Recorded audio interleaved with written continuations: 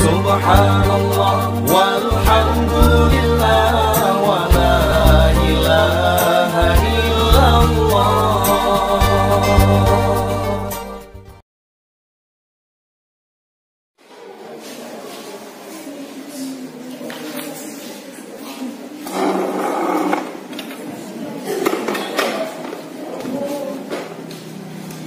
Assalamualaikum warahmatullahi wabarakatuh.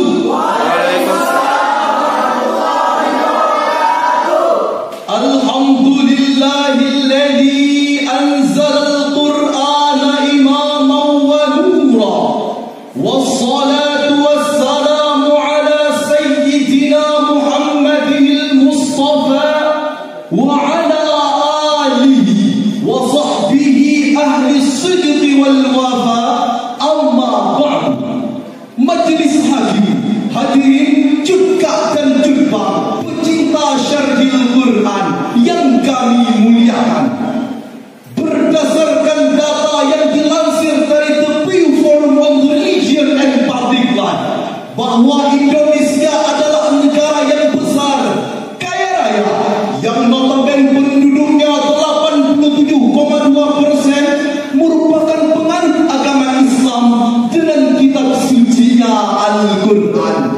Hadirin, dalam catatan sejarah, dengan wasilah Al-Quran telah mengantarkan Indonesia menjadi negara ternama. Hampir setiap tahunnya kader Indonesia menempati ranking tertinggi serta kebanjiran prestasi dalam lomba baca Al-Quran tingkat dunia.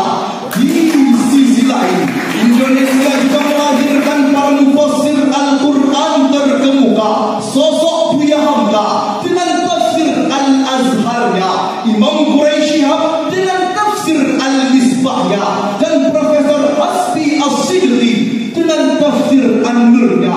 Beliau merupakan putra asli Aceh tercinta. Hadirin, harus kita akui bahwa Indonesia bangkit dengan Al-Quran, melah dengan kalam Tuhan, prestasinya membanggakan. Namun hadirin, realita yang tidak bisa kita pungkiri dalam sebuah artikel republika.co.id tahun 2020, Kementerian Agama Republik Indonesia Bapak Fakhrul Razi menegaskan bahwa 65% penduduk muslim di Indonesia buta aksara Al-Quran. Di masa pandemi COVID-19 sekarang ini, generasi Indonesia sudah hampir melupakan Al-Quran. Mereka disibukkan dengan sosial media, gadget dituhankan, game online diutamakan, akhlak diperjualbelikan, sabu-sabu menjadi sarapan pagi bagi pelajar, pemuda, dan generasi tua. Al-Quran diabaikan, Al-Quran tidak dijadikan sebagai pedoman, dan perintah Tuhan diabaikan. Dengan begini, tidak akan membawa Indonesia kepada kejayaan, kemuliaan, dan kemakmuran. Untuk menjawab persoalan ini, sesudah kami berkontemplasi dari hati ke hati, izinkan kami pada kesempatan kali ini mengangkat topik syarahan Islami dengan judul Al-Quran sebagai solusi dalam membentuk karakter anak bangsa. Berangkat dari firman Allah dalam kitab suci Al-Quranul Karim, surah Al-Isra ayat 9 dan 10. Allah berfirman, A'udzu billahi minasy syaithanir rajim.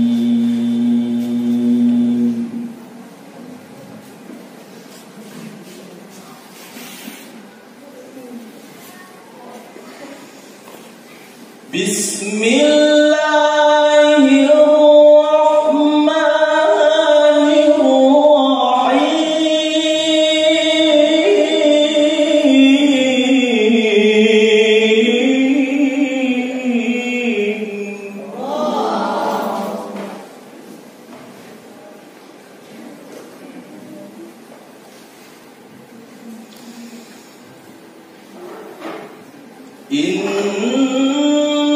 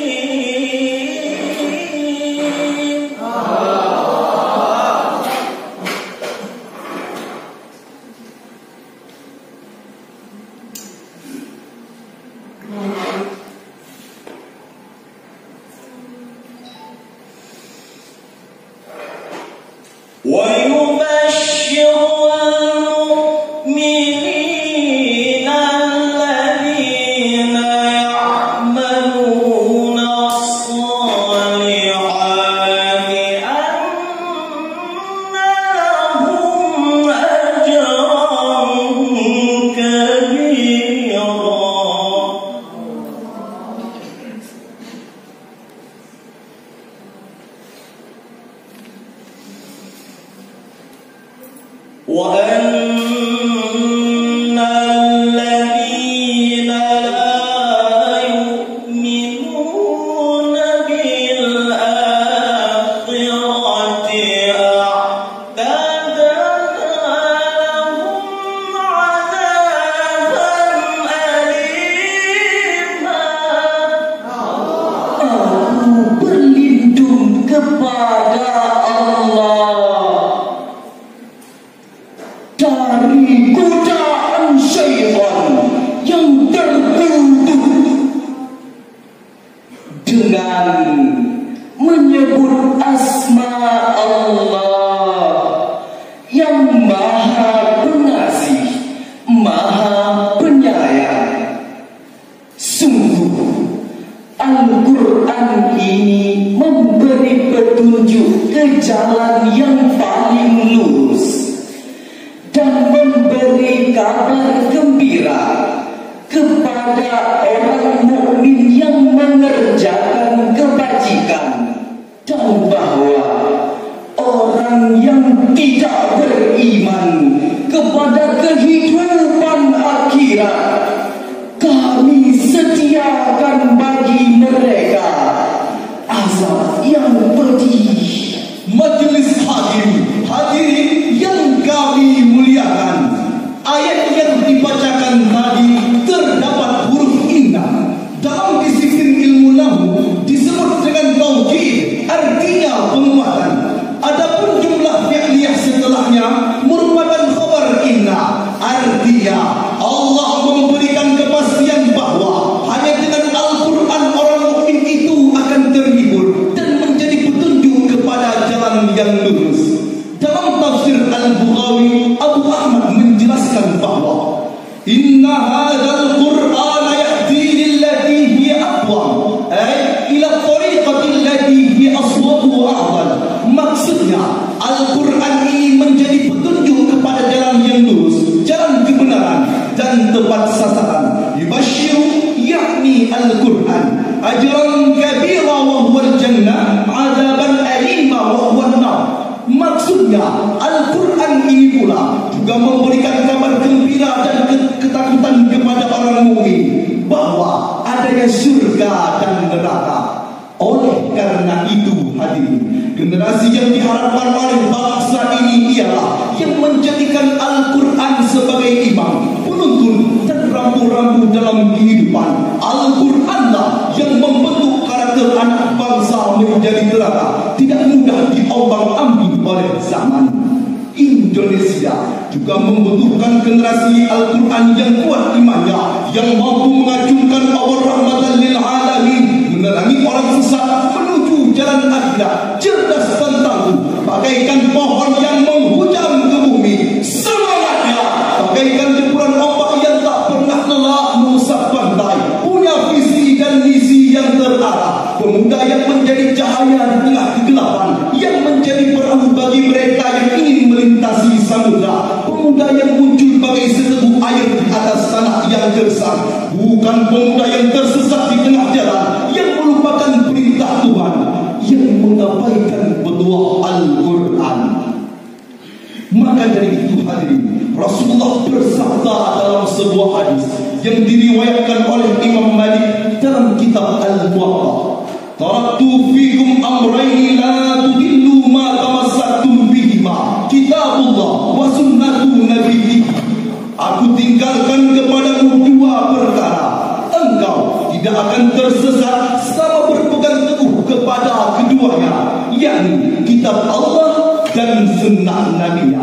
Maka dari itu hadirin, jangan pernah ragukan Al-Quran, karena Al-Quran menjadi petunjuk kepada jalan kebenaran dan menjauhkan kita dari kesesatan. Majelis hadirin juga dan juga pecinta Syekhul Quran yang kami muliakan, bila kita ingin menjadi anak bangsa yang militan, generasi yang idaman, penyejuk hati setiap insan, maka tanamkanlah Al-Quran di dalam hati, karena kandungan Al-Quran dapat dijadikan sebagai penyembuh, pelajaran, petunjuk dan rahmat kepada orang beriman.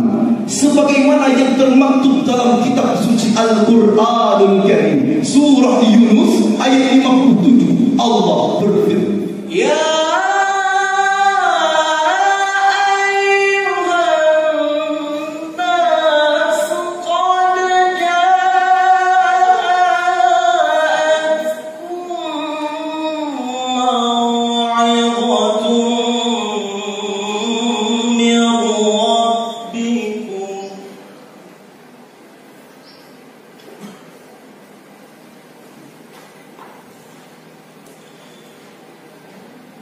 قد جاءتكم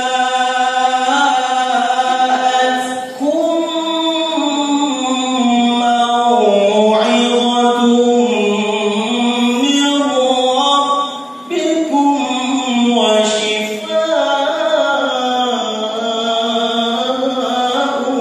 لما في الصدور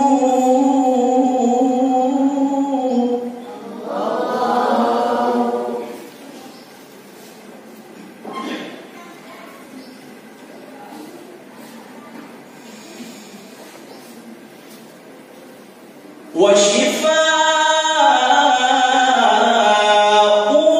لما في الصدور وهدى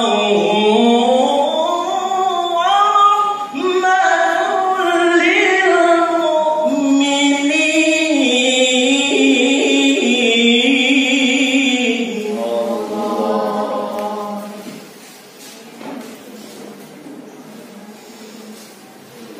وشفاء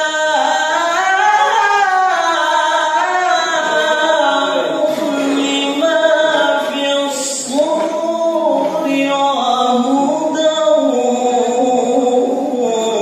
ورحمة للمؤمنين.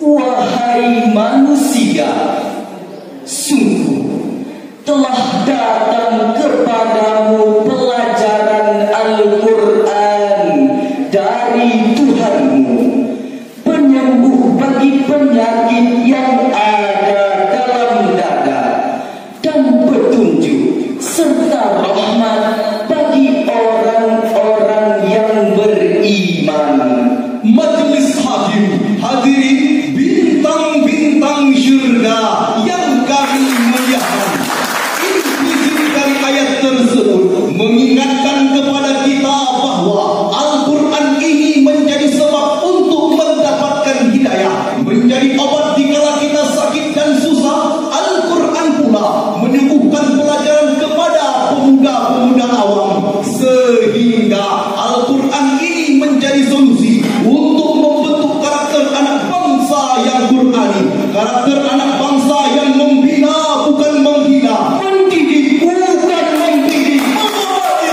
bukan menudai, menasihati bukan mencaci maki, menghargai perbedaan bukan memonopolikan kebenaran, mengampuni semua lapisan bukan memecah belah persatuan. Betul hadirin.